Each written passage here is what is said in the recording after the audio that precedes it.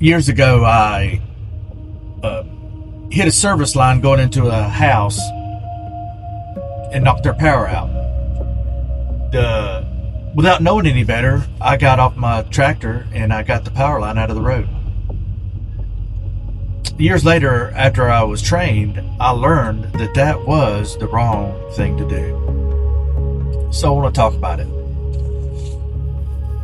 If you're running equipment and you hit a power line, the most important thing to do and the most important thing to remember is to stay in the machine. When a power line touches a piece of equipment, the entire machine becomes energized.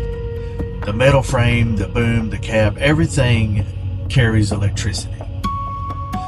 But inside the cab, you're relatively safe because the machine acts like a shield and keeps the electricity on the outside.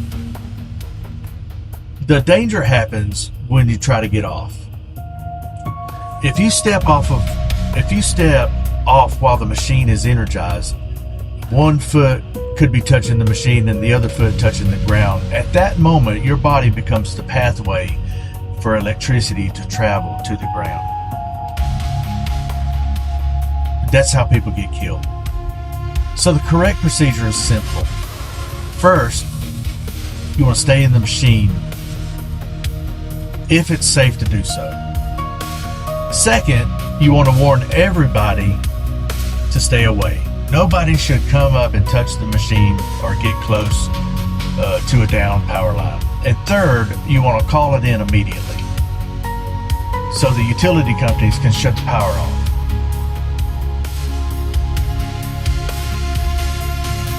And if the machine catches fire and you absolutely have to get off, you don't want to step down normally.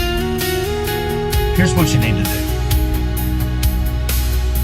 You jump clear of the machine with both feet together, making sure that you don't touch the machine and the ground at the same time. Never do that. Then once you land, you want to shuffle your feet close together and you want to keep your feet on the ground so that electricity can't travel from one leg to the other through to the ground. Most importantly, always assume the line is still energized until the power company tells you otherwise. Electricity doesn't give you a second chance. That's my daily morning briefing from my experience. Y'all have a good day.